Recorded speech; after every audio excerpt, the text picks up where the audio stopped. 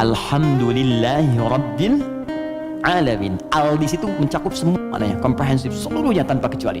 Makanya ketika hamdun artinya pujian, alnya diartikan segala. Lihat terjemahan, segala puji hanya milik Allah. Alnya semua, jadi semua jenis pujian kembali ke Allah. Nah, konsekuensi fikihnya, kalau kita katakan semua pujian hanya milik Allah, berarti jangan mengambil bagian dari pujian itu, sehingga berkuranglah sifat pujian kita kepada Allah. Contoh, Anda punya anak nih, dilatih baca Quran, bagus, sampai hafal 30 juz. Tiba-tiba teman berkata, oh Masya Allah, ukhti, akhi, anaknya pintar sekali, bagus, hafal Quran. Anda katakan, Alhamdulillah, semua karena Allah. Cukup. Jangan tambahkan lagi. Kalau Anda tambah, berkurang pujian itu.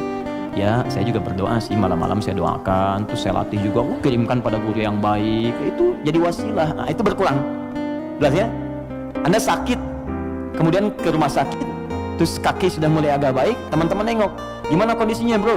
Ya kawan, bagaimana kondisinya? Alhamdulillah sudah baik. Nah, kalau sudah alhamdulillah jangan ditambah. Ya walaupun sedikit, ya walaupun meskipun barangkali itu hilang semua, karena ada al. Ketika mereka kesiangan dalam bangun tidurnya sehingga terlewatlah subuh tidak pada waktunya, muncullah hadis Nabi, orang yang tertidur itu maka sholatnya pada saat bangunnya. Jelas.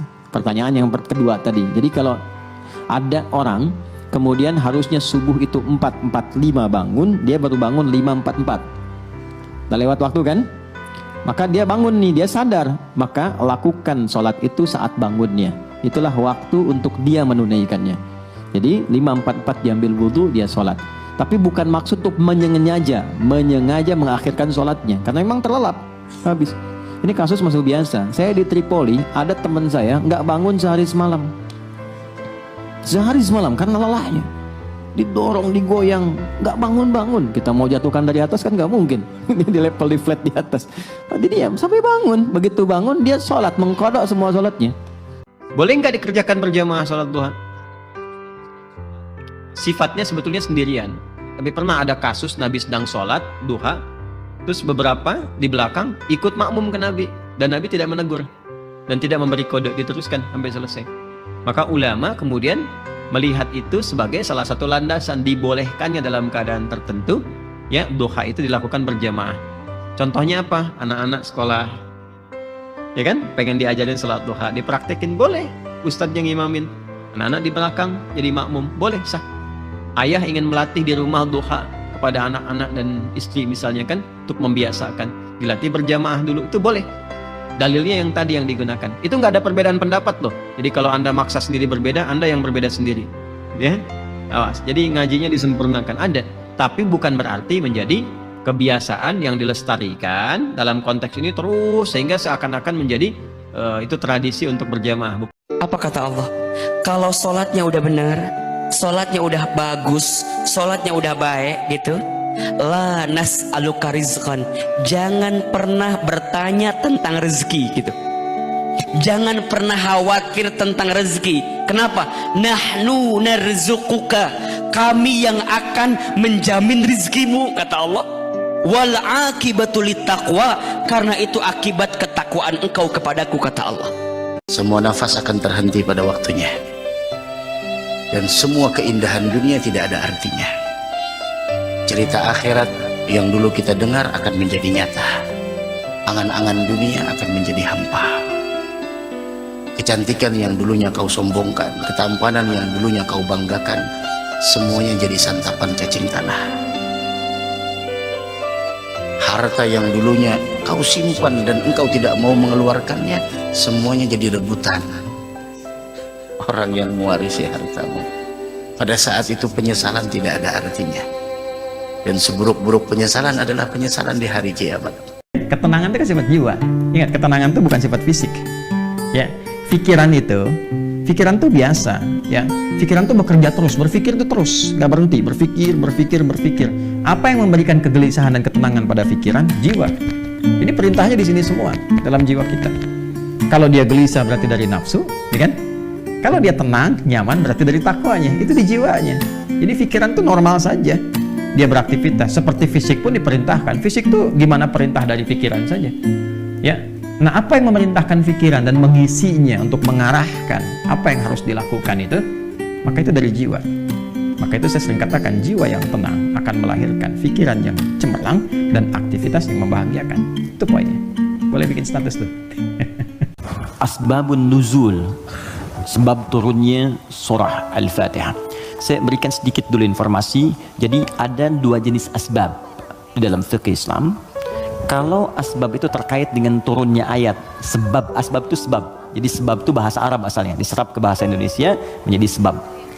Sebab turunnya Al-Quran disebut asbabun nuzul. Kalau sebab munculnya hadis disebut asbabul wurud. Maksudnya asbabul wurud namanya. Misal, pernah dengar hadis tentang isbal? Isbal itu pakaian yang melebihi mata kaki. Nah, itu apa sebabnya Nabi berkata hadis itu? Sebabnya apa? Nah, sebab namanya asbabul wurud. Dari pengetahuan sebab ini kita akan melihat sebuah kesimpulan hukum. Jelas ya? Baik, sekarang apa sebab turunnya Al-Fatihah? Penting diketahui tidak semua surah dan ayat dalam Al-Quran memiliki sebab asbabun nuzul, sebab turun. Bisa jadi itu sekedar perintah untuk ditunaikan secara langsung. Bisa jadi itu bacaan-bacaan praktek dalam ibadah ketika ibadahnya diperintahkan. Bisa jadi ada sebab turun ketika ada pertanyaan tertentu untuk menyelesaikan sebuah kasus. Al-Fatihah masuk pada bagian yang tidak ada asbabun nuzulnya, tapi menyertai perintah ketika diturunkan. Apa perintahnya? Salat. Diperintah salat ketika diturunkan. Nabi diperintahkan setahun sebelum hijrah, usianya 52 tahun. Jadi usia 53 tahun beliau hijrah kemudian ke kota Yathrib yang kelak menjadi Al-Madinah Al-Munawwarah. 13 tahun berdakwah di kota Mekah. Setelah usia 40 tahun diangkat menjadi Rasul, turunnya surah Al-Alaq. Setelah itu kemudian 12 tahun sebelum hijrah turunlah perintah salat. Saat perintah salat itu diturunkan, mesti ada bacaan yang dibacakan. Maka turunlah kemudian Al-Fatihah di situ. Sekarang ada pendekatan bagus, ini share sebentar. Jadi pendekatan Al-Quran sekarang namanya. Ya, saya juga share dengan teman-teman, termasuk di keluarga kami terapkan. Kalau Anda ingin cepat anaknya hafal Quran, maka dia bisa dilatih dan dikondisikan dari sejak awal dengan lingkungan Quran.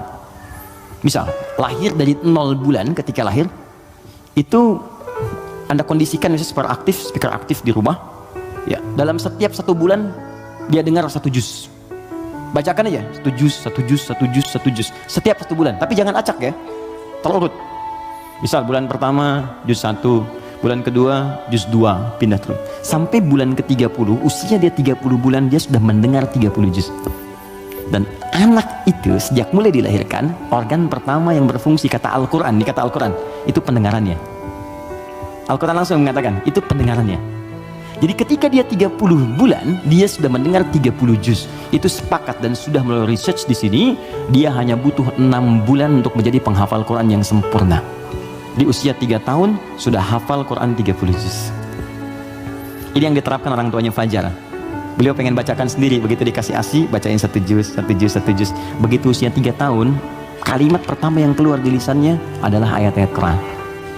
Dipanggil Ustadz untuk mengecek, ternyata Allahu Akbar, 4 tahun sudah 30 juz.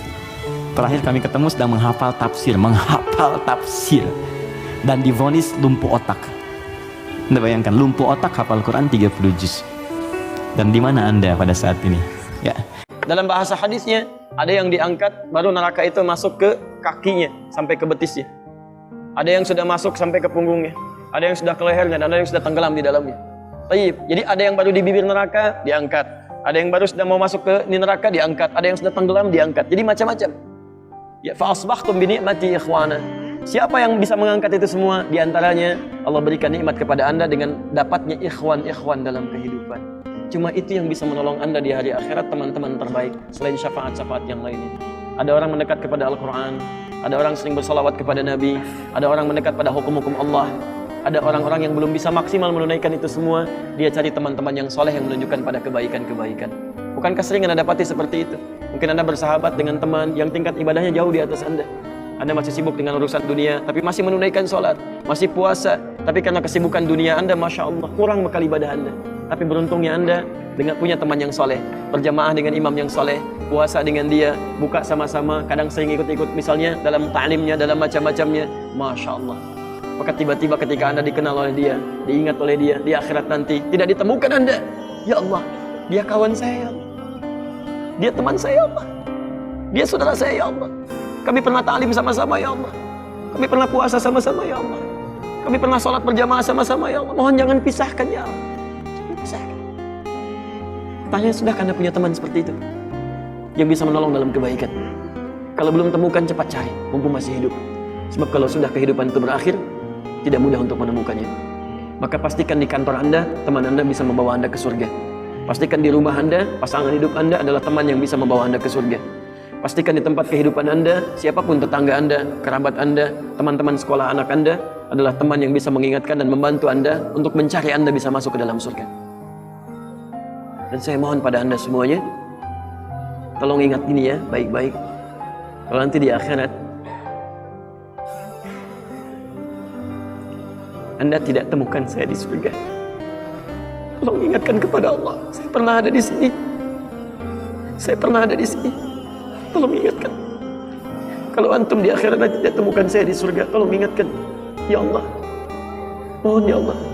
Adi Hidayat pernah mengajar saya dan mengingatkan saya di sini. Ya.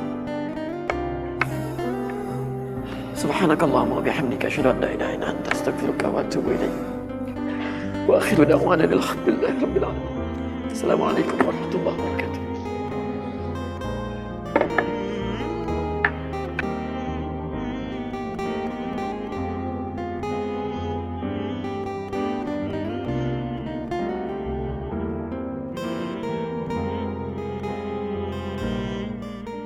Dia bertanya, Mas Primus, apa pertanyaannya? Ya Rasulullah, karena dia terbiasa dengan taklim, jadi dunianya masuk. Ya Rasulullah, kenapa Allah nggak turunkan satu ayat yang bisa membatasi antara surah satu dengan surah yang lainnya? Karena dulu masih nyambung, Al-Falaq nyambung ke An-Nas, sebelumnya Al-Ikhlas. Jadi orang nggak tahu pembatasnya di mana, walaupun dibacakan oleh Nabi.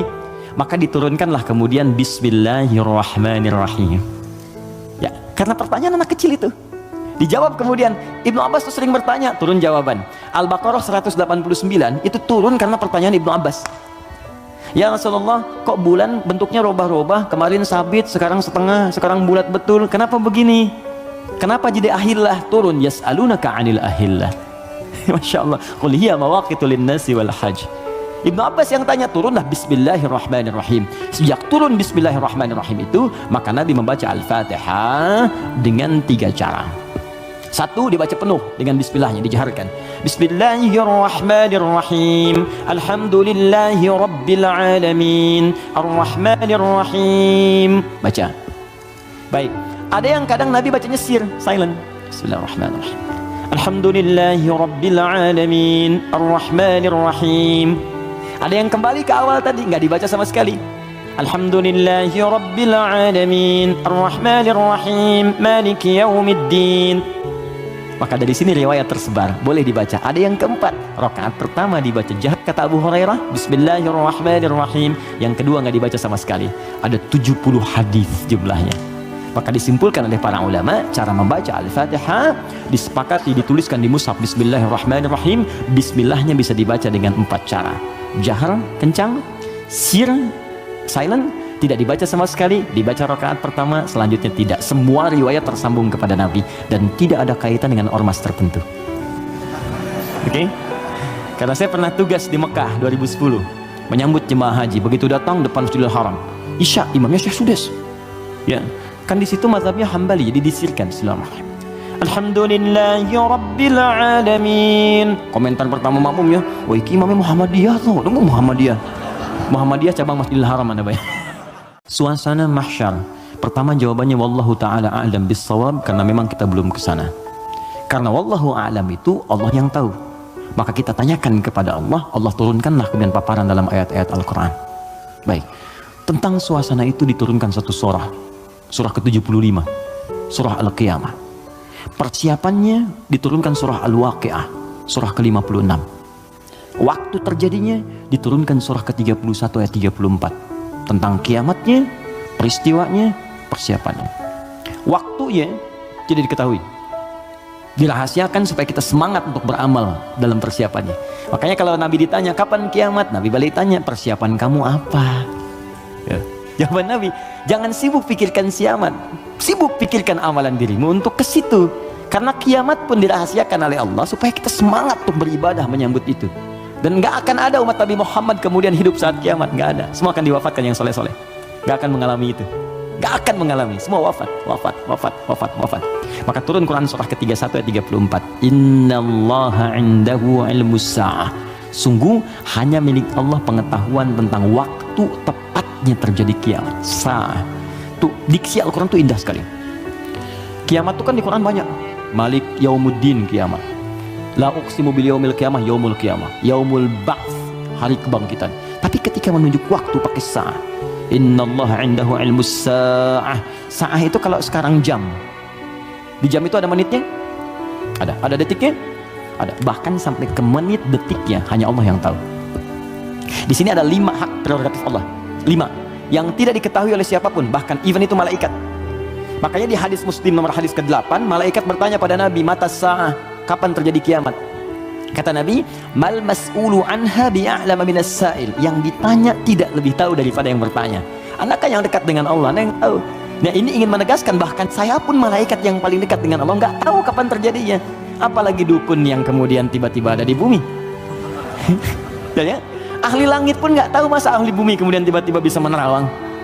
Ya, makanya kalau ada yang mengatakan kiamat akan terjadi tanggal sekian, bulan sekian, tahun sekian, udah abaikan aja. Ya, itu paling gampang, sudah jauhi. Ya, jadi kalau waktu, jangan ditanya kapan terjadi. Yang penting untuk diketahui adalah persiapan kita apa. Dan paling dahsyat adalah jika terjadi perbuatan-perbuatan yang dengan perbuatan itu justru tanda-tanda kemudian kiamat itu semakin menuju dekat. Tapi dekat dalam pandangan Allah dengan kita berbeda. 1 hari bagi Allah hitungannya hari, bagi kita kan 1000 tahun. Ya kan?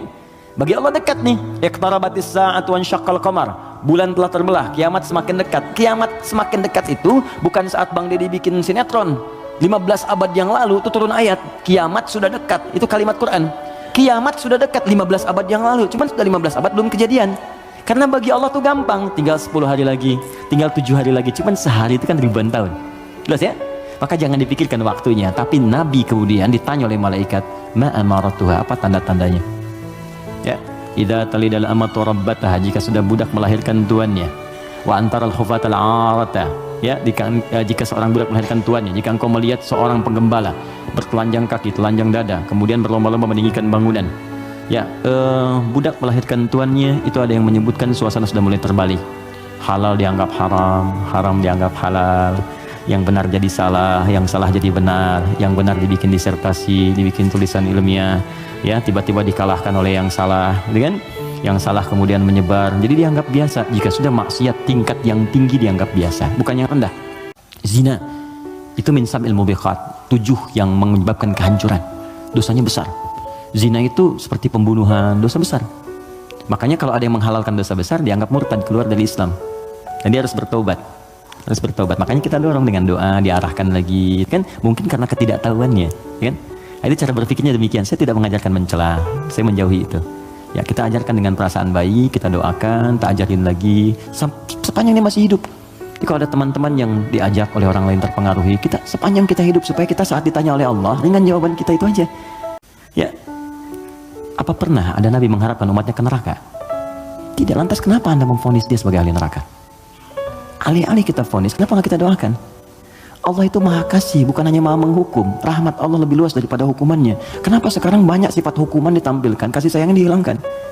Yalah, doakan, share kebaikan, doakan saudara kita, doakan saudara kita, ajak kepada yang baik. Kalau ada berbuat maksiat, sampaikan. Bukan cuma kamu aja yang pernah bermaksiat, yang lebih buruk daripada kamu pernah ada, dan dia tobat. Masa orang jahiliyah tobat, kamu yang bukan jahiliyah nggak tobat? Nggak keren ah. Bagaimana kalau wafat dalam keadaan maksiat? Apa kamu rela ibumu yang sudah mengandungmu melihat anaknya berbuat seperti ini? Kalau kamu kira-kira punya anak, mau nggak kira-kira anak kamu berbuat seperti ini? Seperti itu aja. Di ketika ada seorang minta izin untuk berzina, boleh nggak saya berzina ya Rasulullah? Ya, kata Nabi, bagaimana kalau kemudian ibumu berbuat seperti itu? Bagaimana kalau ibumu dizinai? Bapakmu dizinai? Oh, jangan ya Rasulullah. Ya, itu yang kamu zinai itu boleh jadi kemudian dia ibu bagi anak-anak orang lain. Seperti itu cara berpikirnya. Jadi kalau kita selalu mengangkat orang untuk mengarahkan pada kebaikan, maka dakwah ini akan semakin luas diterima dalam kemuliaan, dan beban kita pun akan berkurang. Adzan itu panggilan, tapi bukan sekedar panggilan. Adzan itu seakar juga dengan kata uzun, jamaknya adzan, artinya telinga. Kenapa lafaz ini disebut dengan adzan? Karena Allah menjamin lafaz ini satu-satunya lafaz di muka bumi yang terus akan didengar oleh orang yang masih punya pendengaran di telinganya. 24 jam tidak berhenti. Makanya waktu adzan itu bisa berbeda di setiap tempat. Coba lihat, di sini adzan, nanti setelah saya Bintaro adzan, Tanah Kusir adzan, kan? Jakarta adzan, ke Bekasi adzan, sebelumnya ke Bandung, terus 24 jam. Itu Mesir selesai adzan, Libya adzan, Libya selesai Tunis adzan, Tunis adzan, Maroko adzan. Demikian terus 24 jam diperdengarkan supaya kita nggak punya alasan lagi di hadapan Allah Subhanahu wa taala. Makanya orang-orang yang nggak mau beriman sampai dengan kiamat dalam persepsi kita umat Islam, nanti yang beriman diwafatkan dulu supaya kamu nggak capek lagi melihat hidup pikuk mereka. Kamu istirahat aja nanti sampai saat hisab selesai. Jadi begitu kiamat terjadi, kacau semuanya. Yang sedang disebutkan di surat Abasa itu, ya, bagaimana seorang yang mengandung tiba-tiba bisa keguguran. Ya yauma yafirul mar'u min akhi wa ummihi wa abi wa fasilatihi tuwi, ya, wa man fil ardi jami'a. Semua orang nggak akan ingat, Pak. Kata Al-Quran saking dahsyat, jangankan gini ya, maaf. Gempa terjadi, apa Anda masih bisa ingat dengan teman-teman ini? Demi Allah saya katakan, gempa goyang dikit udah keluar, lari semua. Masing-masing menyelamatkan dirinya. Dalam bahasa Arab, sekali gempa disebut zilzal. Kalau digoyang, idza zulzilatil ardu, sekali. Ya, sekali, kalimatnya sekali. Zulzilatil ardu itu artinya goncangannya menghancurkan yang atas, hancur semua ke bawah. Jelas? Tapi kalau disebutkan 2 kali, kalimat keduanya bentuknya bisa verb, kata kerja, atau juga noun, bisa kata benda. Bisa fi'il, awas, bisa isim, kata kerja atau kata benda. Fokus. Kalau kata kerja diulang 2 kali. Idza zulzilatil ardu zulzilat. Kalau kata benda untuk menunjukkan suasana hancur semua bendanya pakai kata benda zilzal. Idza zulzilatil ardu zilzalaha. Kalau disebutkan 2 kali itu bukan yang atas hancur ke bawah, tapi yang di bawah naik semua ke atas. Push. Kata Allah, kalau semua orang sudah nggak peduli dan menganggap biasa gempa-gempa dengan skala-skala tinggi yang menghancurkan yang atas hancur ke bawah, sudah nggak peduli, dianggap biasa. Udah jadi berita aja, gempa Ambon sekian, gempa Palu sekian, gempa Aceh sekian, gempa, sudah biasa. Nanti saya akan datangkan gempa yang tidak biasa, yang membuat semua orang baru merasakan apa yang terjadi. Saya naikkan semua yang dibawa ke atas. Wa akhrajatil ardu athqalaha. Baru orang berkata, wa qalal insanu malah. Ini ada apa ya? Ada apa ya? Anda ini dikasih gempa biasa aja, yang biasa, itu semua keluar, lari. Bursa Efek keluar, yang di pegawai ini keluar, pekerjaan kantor ini keluar semua karena ketakutan. Nanti mau lari kemana? Karena yang di bawah ini diangkat ke atas semua. Saat itu kita sudah nggak ada. Karena orang beriman oleh Allah tuh diistirahatkan. Istirahat dulu aja, biar hancur semua dulu, terus dibangunkan lagi, muncul lagi. Ada 2 caranya.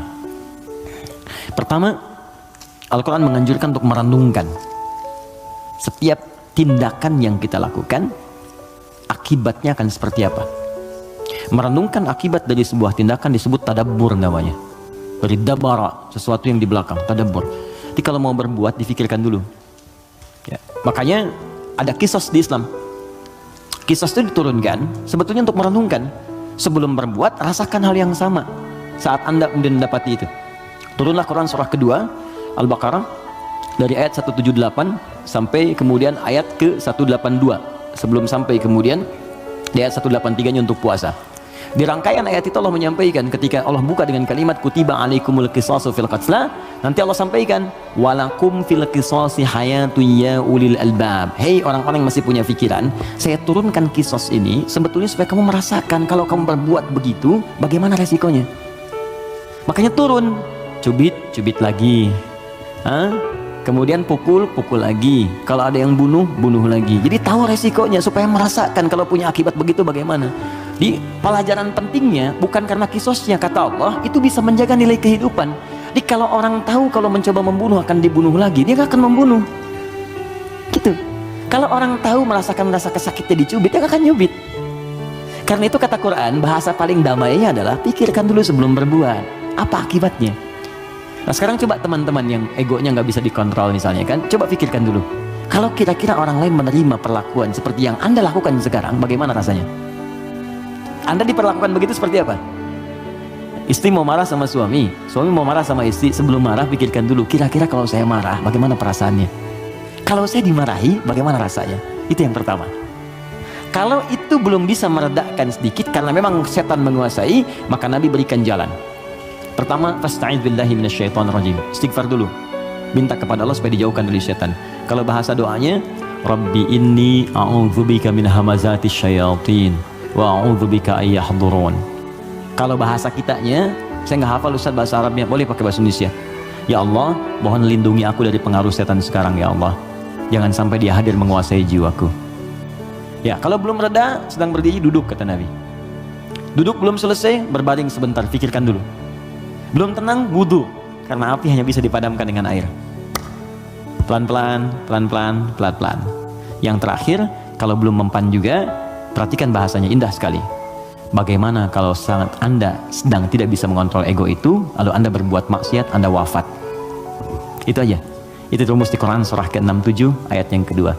Walladzi khalaqal mauta wal hayata liyabluwakum ayyukum ahsanu amala. Saya ingin bertanya, saya ingin jawab. Jika saya datang sholat berjamaah telat, Ustadz, jika saya datang sholat berjamaah telat, pertanyaan saya, kenapa Anda telat?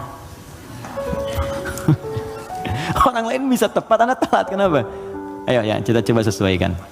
Saat imam sudah mulai bacaan sholat, oke? Satu, ada 3 pertanyaan.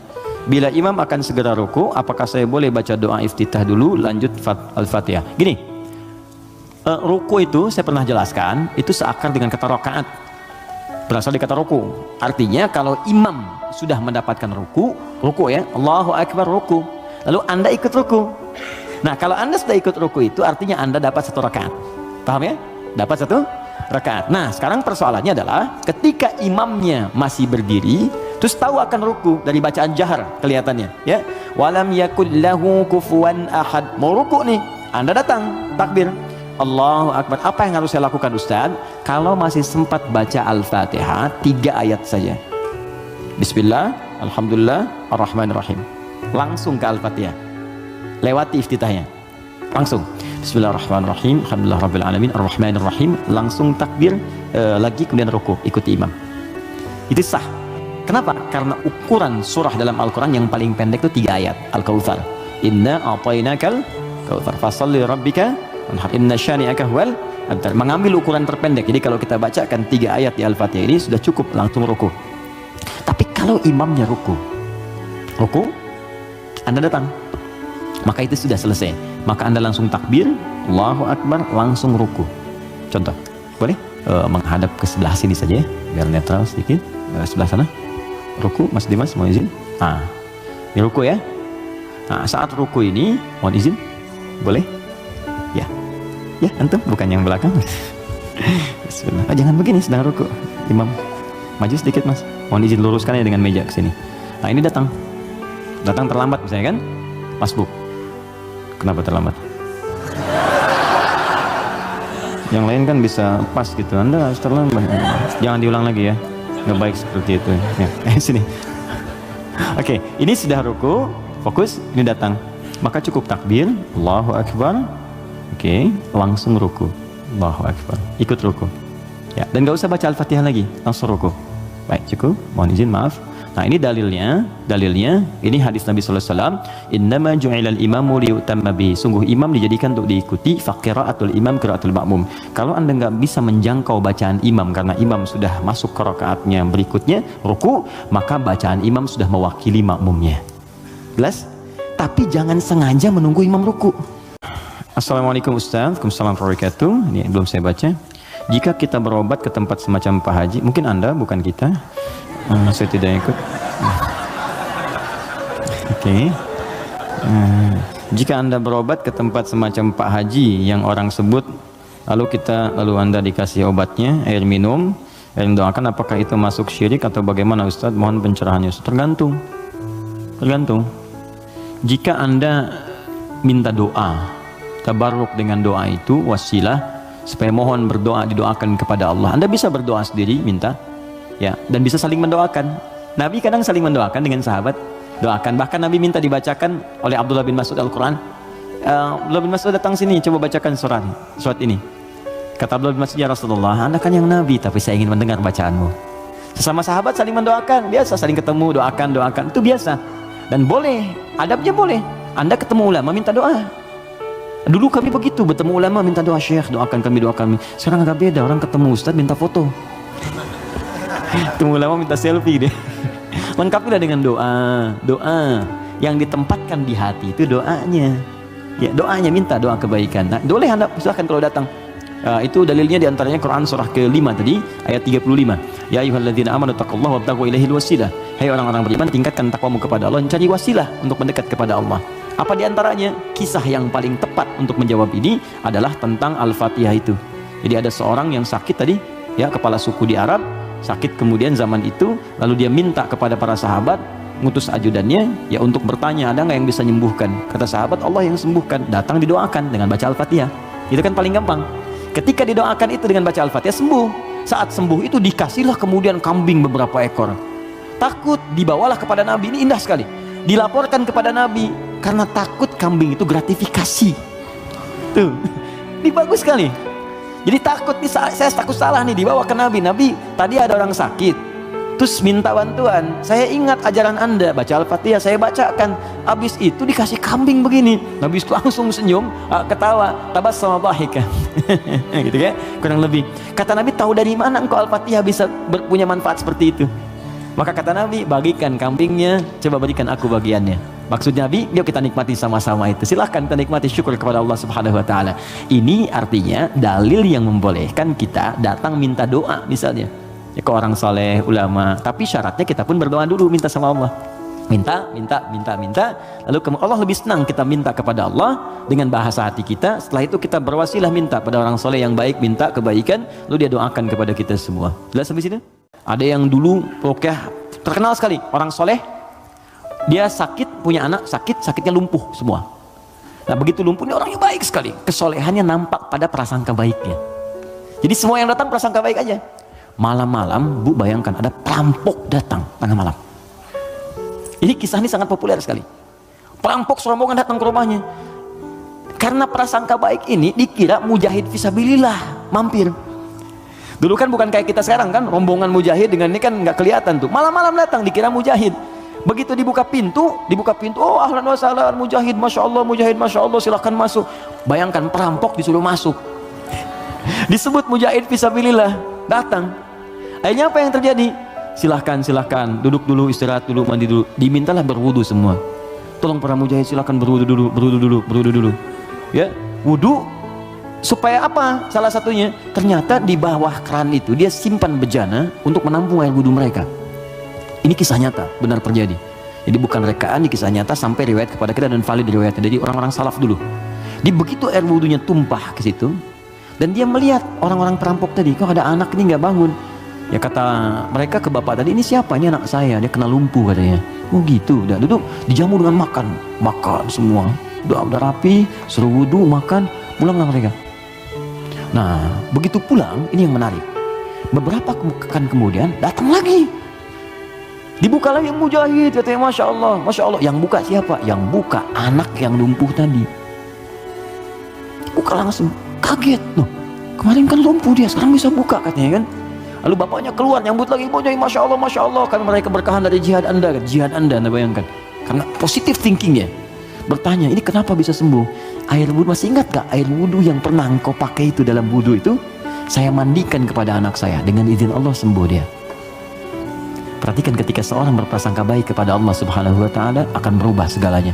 Lalu perampok tadi kemudian terjatuh semuanya, nangis tersungkur, sujud di hadapan Allah Subhanahu Wa Taala, nangis tobat di situ. Sebetulnya kami bukan mujahid, kami perampok katanya. Dan sebagainya, tobat. Jadi bayangkan hanya dengan wasilah anak yang lumpuh dalam keadaan tadi, dia menjadi mulia seluruhnya. Di sekolah, dalam salat saya diajari salawatnya tidak pakai Sayyidina. Di tempat ngaji saya diajari pakai Sayyidina. Manakah yang betul Ustaz? Tentang masalah Sayyidina, itu dibagi pada dua bagian di luar salat. Yang pertama, ada hadis-hadis Nabi yang menyuruh para sahabat dengan kalimat Sayyidina. Abu Bakar dipakai Sayyid, Umar disebut Sayyidul Qaum, dihormati. Tapi ada juga hadis-hadis yang Nabi menolak dipanggil Sayyid. Ketika datang seseorang menyebut Sayyid, kata Nabi, jangan panggil saya itu. Saya tidak ingin diangkat seperti Isa. Tapi Anda harus baca hadis dengan ilmu hadis. Teman-teman sekalian, ketika kita baca dengan ilmu hadis, kalimat Sayyid itu asalnya netral. Panggilan kehormatan bapak. Diterjemahkan ke dalam bahasa Inggris Mister. Dalam bahasa Indonesia Bapak. Ya. Anda misalnya lewat Pak Camat, begitu lewat Anda panggil Camat, Camat sini gitu kan. Bagaimana perasaan Pak Camat? Baik, Bupati lewat, begitu lewat, Bupati, Bupati sini. Masya Allah. Saya bukan Bupati, saya Papati. Masya Allah kan.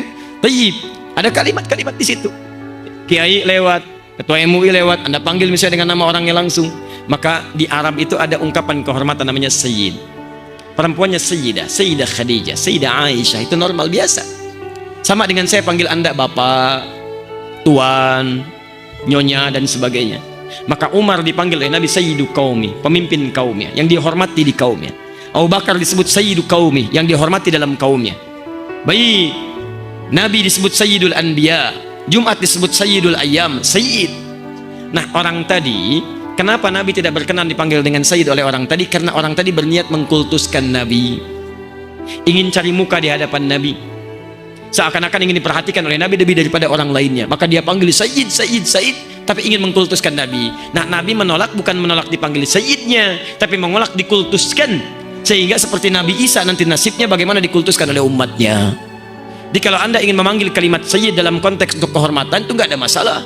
Saya tinggal di Mekah, bolak-balik juga ke Madinah, beberapa tempat yang lain. Orang Madinah, orang Makkah biasa, Allahumma sholli ala Sayyidina Muhammad. Itu biasa saja. Anda coba lihat di tulisan-tulisan di jalan, Allahumma sholli ala Sayyidina Muhammad, biasa saja. Ya, tapi kalau Anda ingin mengkultuskan dengan menggunakan kalimat Sayyid, itu yang dilarang. Sedangkan dalam sholat, kalau saya lebih pada pendapat tidak menggunakan kalimat Sayyid dalam sholat. Karena kalimat sholat itu dengan bacaan dan gerakannya diikut dan diikat oleh hadis Al-Bukhari nomor hadis 651. Sallu kama ra'aitumuni usalli. Salatlah kalian seperti persis melihat saya salat. Sedangkan dalam salat kita diajarkan tahiyat dan salawat tidak menggunakan sayyidina. Allahumma shalli ala Muhammad. Maka saya pribadi mencukupkan pada kalimat Allahumma shalli ala Muhammad. Dalam salat iftitahnya ada yang pakai inni wajjahtu, ada yang langsung wajjahtu. Mana yang betul Ustaz? Inni wajjahtu dan wajjahtu, dua-duanya ada. Yang wajjahtu tanpa ini di hadis Muslim nomor hadis 1848. Hadisnya dari sahabat Ali bin Abi Thalib radhiyallahu taala anhu. Yang pakai ini ada di Ibnu Majah nomor hadis 3221. Hadisnya dari Jabir bin Abdullah radhiyallahu taala anhu. Tapi saya mau bacakan hadisnya. Yang tidak pakai ini berikut bunyi hadisnya. Shallaitu khalfa Rasulillah sallallahu alaihi wasallam fastaftaha wajjahtu wajhiya lilladzi fatara as-samawati wal ard, dan seterusnya hadis. Saya pernah salat di belakang Rasulullah sallallahu alaihi wasallam, kata Ali bin Abi Thalib, fastaftaha, maka beliau membaca doa istiftah dengan kalimat wajjahtu wajhiya lilladzi, dan seterusnya hadis. Sedangkan yang pakai ini hadisnya dari Jabir bin Abdullah radhiyallahu taala anhu, beliau sampaikan qala ra'aitu Rasulullah sallallahu alaihi wasallam, saya sering kali melihat Rasulullah sallallahu alaihi wasallam hina yadhbah, setiap kali menyembelih hewan kurban, aqbala al-qibla, menghadapkan hewannya ke arah kiblat, sunnah pertama. Thumma qala Allahumma hadha min Muhammad wa ali Muhammad wa ummat Muhammad, inni wajjahtu wajhiya lilladzi fataras samawati wal arda, dan seterusnya hadis. Sepanjang penelitian kami dari hadis-hadis yang ada dari sahih sampai dengan palsu, maaf, kalimat inni wajjahtu itu hanya disebutkan dalam dua. Satu bagi yang selesai lontar jumrah menghadap ke kiblat, yang kedua bagi yang selesai menyembelih hewan kurban. Adapun dalam sholat yang kami temukan kalimat wajjahtu tidak menggunakan ini, tapi langsung wajjahtu. Ustadz, apakah boleh menggunakan ini? Kalau kami pribadi berpendapat tidak perlu menggunakan ini, karena sekali lagi kalimat sholat itu diikat dengan petunjuk Nabi, sallu kama ra'aitumuni usalli. Kalaulah kalimat ini bisa digunakan, maka Nabi akan jadi orang pertama yang mempraktekannya.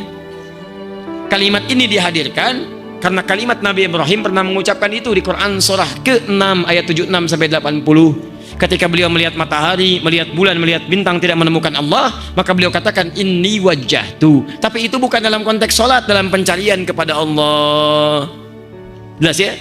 Maka kalau Anda tanya mana yang paling kuat, saya pribadi berpendapat yang paling kuat yang tidak menggunakan ini. Saya sering kali melihat Rasulullah sallallahu alaihi wasallam hina yadhbah, setiap kali menyembelih hewan kurban, aqbalal qiblah, menghadapkan hewannya ke arah kiblat, sunnah pertama. Nanti mohon maaf ya, kalau akan menyembelih hewan kurban, sunnah pertamanya hadapkan hewannya ke kiblat. Thumma qala Allahumma hadza min Muhammad wa ali Muhammad wa ummat Muhammad. Kemudian tujukan untuk siapa hewan kurban itu. Kalau perorangan sebutkan seperti Nabi mengatakan ini kurban untuk Muhammad. Untuk satu keluarga boleh Allahumma min ali Muhammad, dari keluarga besar Muhammad. Jadi mohon maaf ya, ini kalau anda rizkinya banyak, misal di rumah ada 5 orang, setiap orang anda ingin korbankan 1 ekor, boleh, nggak ada larangan. Tapi kalau rizki anda 1 hewan, jangan paksakan sambil diundi. Cukup 1 hewan untuk 1 keluarga. Keluarga besar Adi Hidayat 1 kambing, maka 1 kambing itu mencakup saya, istri saya, dan 2 anak saya. Tadi bukan 2 putra ya, 1 putra 1 putri, mencakup seluruhnya. Cukup 1 hewan untuk semua keluarga, sah. Jadi tidak perlu gantian. Kakak, ini adik dulu ya tahun ini, kakak tahun depannya. Wah ya nggak mau, kakak juga pengen kurban, adik dulu, kakak dulu. Ya udah kita undi saja, diundi cokok keluar kakek. Nggak usah antum sebutkan aja nama keluarga besarnya, selesai. 3, umat Muhammad. Umat Muhammad diantaranya menunjuk kepada seseorang yang telah tiada, sah.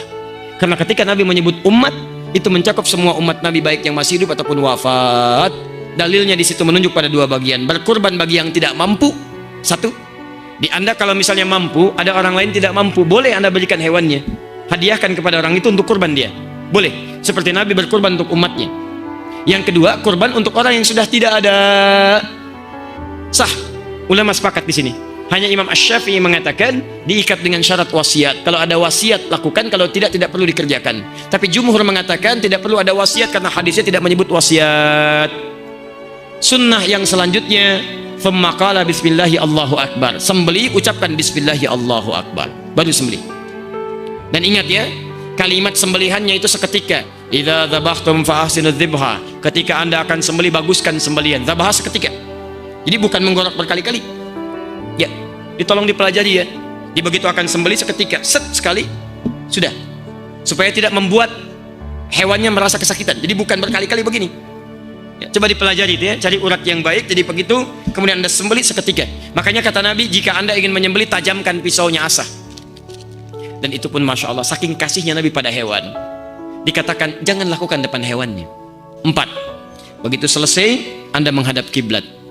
Lalu anda ucapkan, lihat kalimatnya, inni wajjahtu wajhiya lilladzi fataras samawati wal arda, dan seterusnya hadis. Jadi ihdinas siratal mustaqim bisa dipahami sebagai bimbingan dari Allah supaya mendapatkan keislaman, bisa peningkatan iman, bisa peningkatan amal saleh, ya, bisa petunjuk pada yang baik-baik. Tayyib, ihdinas siratal mustaqim, yang tidak berbelok, yang lurus, yang baik, yang tegas, yang nyaman. Dan inti paling besar itu Al-Quran. Nanti tafsir siratal ladzina an'amta 'alaihim ghairil maghdubi 'alaihim ditafsirkan di Quran surah keempat ayat 69. Yaitu ada para nabi, ulaika ma'al ladzina an'ama Allahu minan nabiyyina was-siddiqina wasyuhada was-salihin. Jadi kalau antum ingin seperti orang-orang mendapatkan hidayah, ikuti manhaj para nabi, ikuti orang-orang saleh, ikuti jejak para syuhada, ikuti orang-orang jujur. Maka bagaimana caranya? Wa may yuti'illaha war rasul, ikuti Allah dan Rasul. Itu caranya. Ya. Jadi asal katanya sebetulnya kalau secara bahasa tafsiran ini tidak dekat kepada tunjukkan jalan yang lurus, ya. Tapi itu kadang sering dipakai. Pernikahan itu diikat oleh beberapa ketentuan. Ketentuan-ketentuan dimaksud ada yang menjadi rukun. Di antara rukun-rukun itu, pertama ada yang menikahnya laki-laki, perempuan.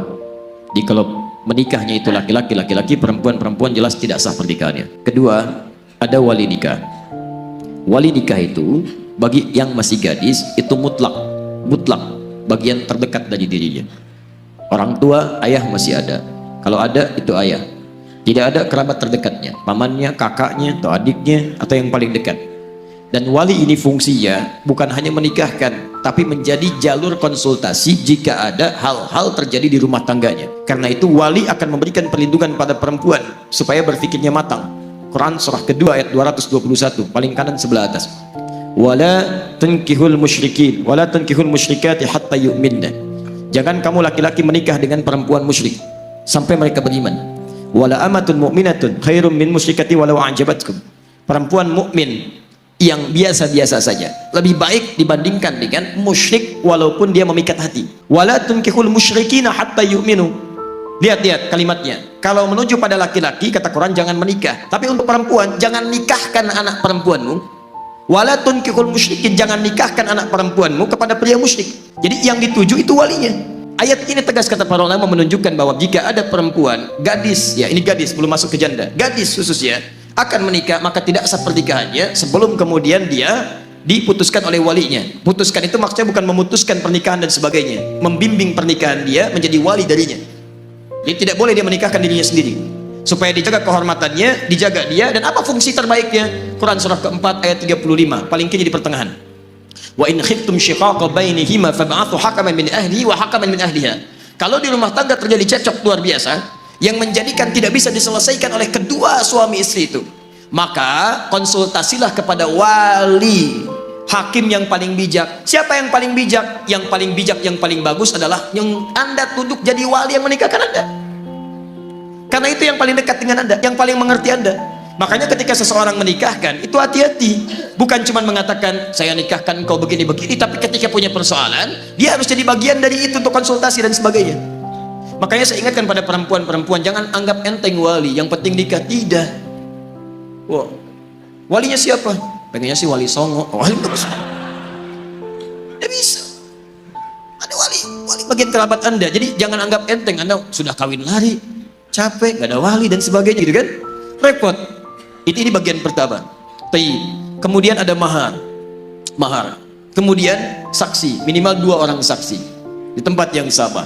Kalau ini terjadi maka sah pernikahannya. Saya berpesan, ayo kita berubah. Boleh hari ini jadi lebih baik insya Allah. Ya, karena itu siapapun ustadz yang mengajarkan kebaikan, ambil ilmunya.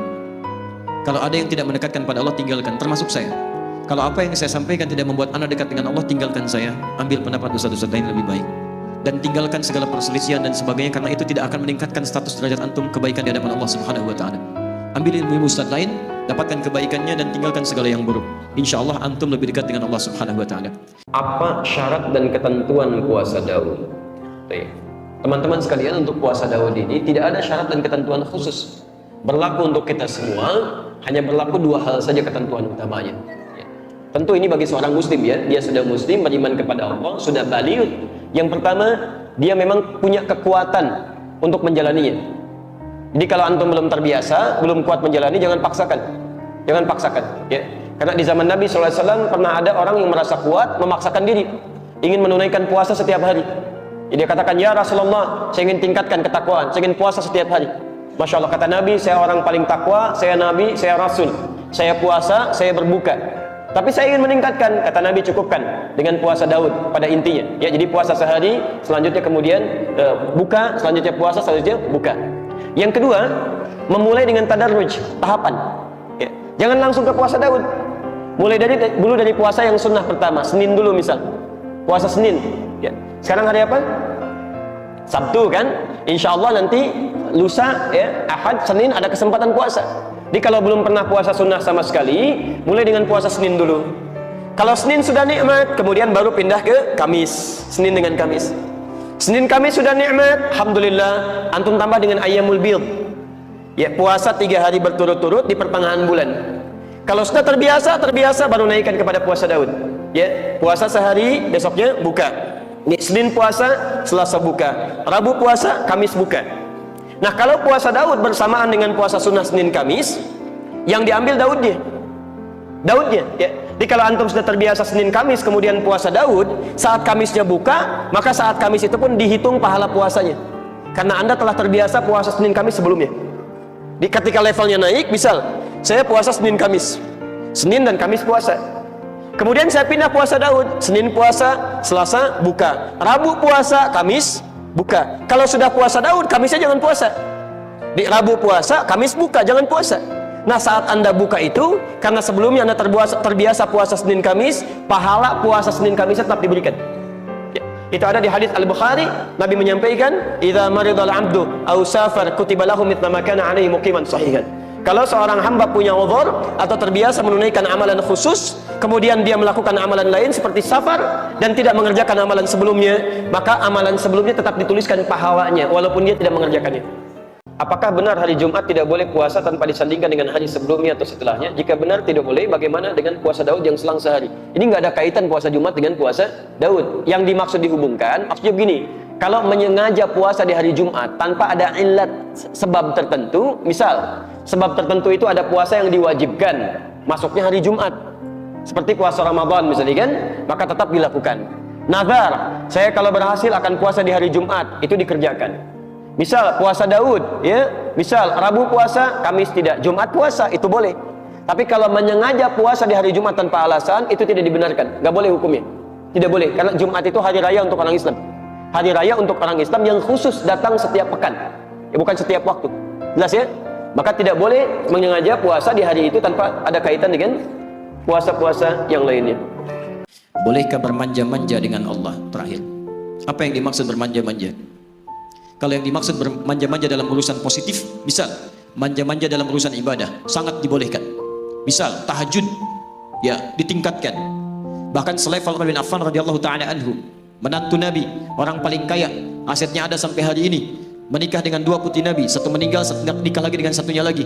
Kemudian orang paling pemalu, kata Nabi, malaikat Jibril malu melihat Utsman radhiyallahu taala anhu. Tapi masya Allah, kekayaan, status yang tinggi di surga bersama Nabi tidak mengurangi kemuliaan beliau di hadapan Allah Subhanahu wa taala. Kata Imam An-Nawawi dalam kitabnya At-Tibyan fi Adab Hamalatil Quran, cetakan Darul Kutub Al-Islamiyah, warna merah marun, halaman 38, paragraf pertama, baris 1 sampai 2 paling kanan sebelah atas. Kata Imam An-Nawawi, kalau malam-malam bermanja-manja dalam tahajudnya sampai bisa tahajud, khatam Al-Quran. Khatam Al-Quran. Sahabat Nabi dekat dengan Nabi, menikah dengan dua putri Nabi. Paling pemalu, malaikat Jibril turun, malu kepada Utsman. Tahajudnya bermanja-manja sampai khatam Al-Quran. Antum sahabat Nabi bukan, dekat dengan Nabi bukan, tidak menikah dengan putri Nabi. Kekayaan antum tidak sekaya Utsman. Malaikat turun, tidak malu melihat antum. Masya Allah. Coba lihat tahajud antum.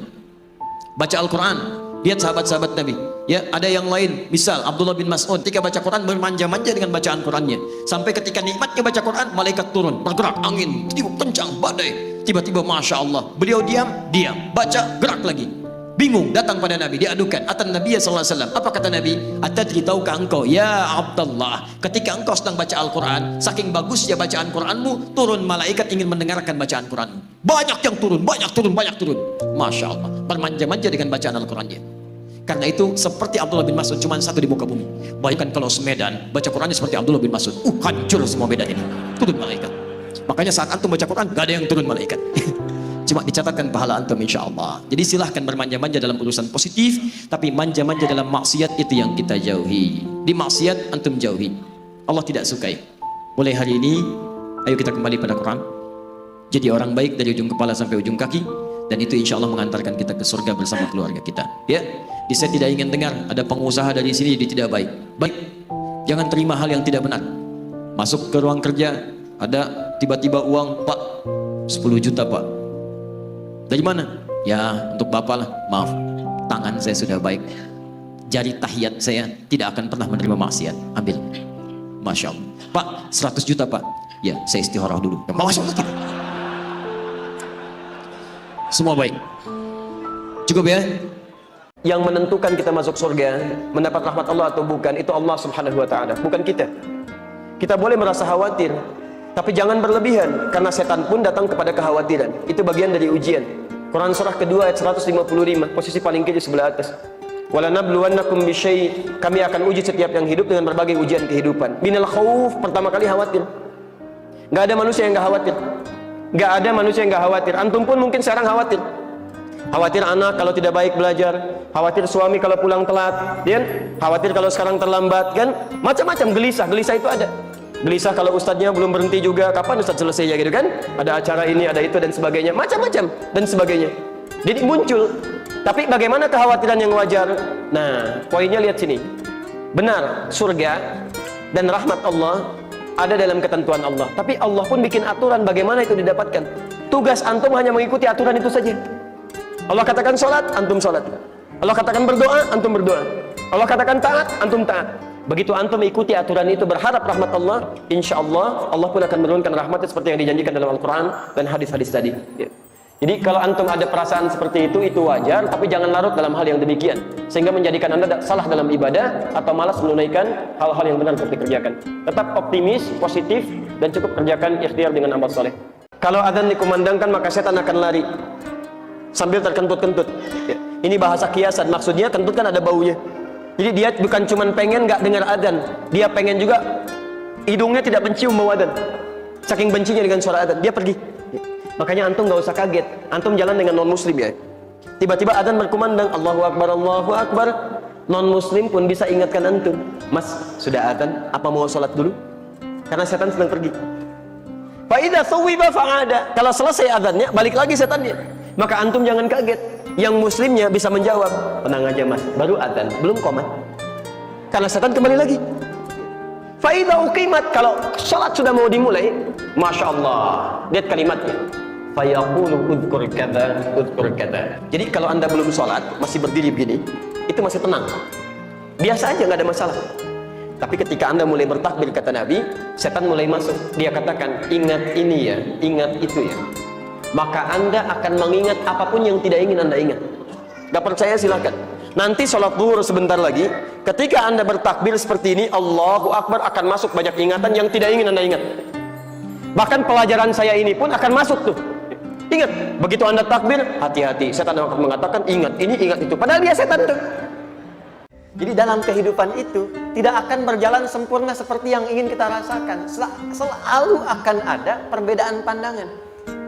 Ya, bahkan dalam kehidupan rumah tangga saja, ya maaf ya, Anda misalnya seorang istri mau kesini saja mungkin masih bisa beda pandangan warna apa untuk jilbab yang dipakai.